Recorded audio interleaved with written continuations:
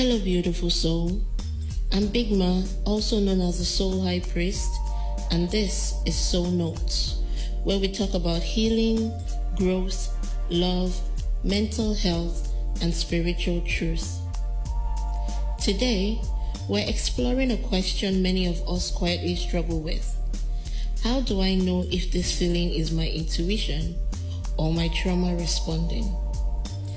Because they can sound very similar, but they feel very different in the body. Let's talk about it. We live in a time where intuition is celebrated. Trust your gut. Follow your inner voice. Your intuition never lies. And while that's true, what we often don't talk about is this. Trauma also speaks in your body. And if you haven't healed certain wounds, your trauma response can disguise itself as intuition. So today, we're learning how to tell the difference without shaming yourself and without doubting your inner wisdom. True intuition is calm. It doesn't rush you. It doesn't panic you. It doesn't scream. Intuition feels neutral, grounded, and clear. Even when intuition tells you something difficult, like, this isn't for you, or walk away, there's a sense of inner knowing that doesn't come with chaos. Intuition doesn't need to convince you. It doesn't argue. It doesn't spiral. It simply knows. A trauma response, on the other hand, feels urgent. It says, act now or you'll lose them. This feels familiar, so it must be right. If you don't fix this, something bad will happen.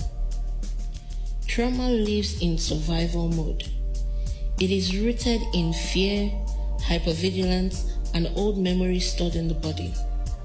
So when something feels similar to the past wound, your nervous system reacts, even if the present moment isn't actually dangerous.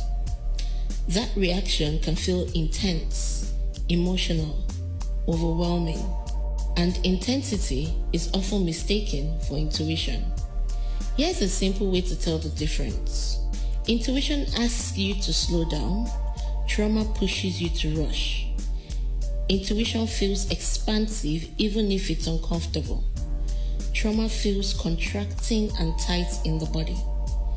Intuition is consistent. Trauma changes depending on triggers. Intuition brings clarity. Trauma brings confusion. So if you feel anxious, panicked, or emotionally flooded, pause before calling it intuition. It might be your inner child asking for safety. Here is something important to acknowledge. If you grew up in chaos, if love felt unpredictable, if safety wasn't consistent, then calm can feel unfamiliar. Your nervous system may associate intensity with connection and peace with emptiness. So when intuition shows up quietly, your trauma might say, this doesn't feel right. Not because it's wrong, but because it's new.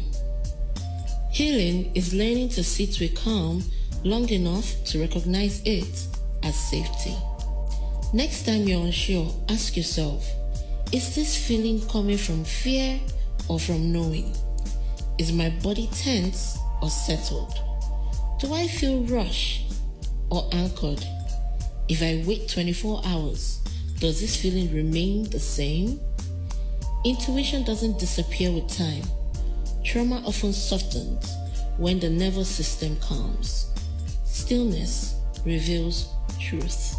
If you've confused trauma responses for intuition before, you're not broken. You were surviving. Learning the difference is part of healing. It's part of emotional maturity. It's part of reclaiming your inner authority. Be patient with yourself.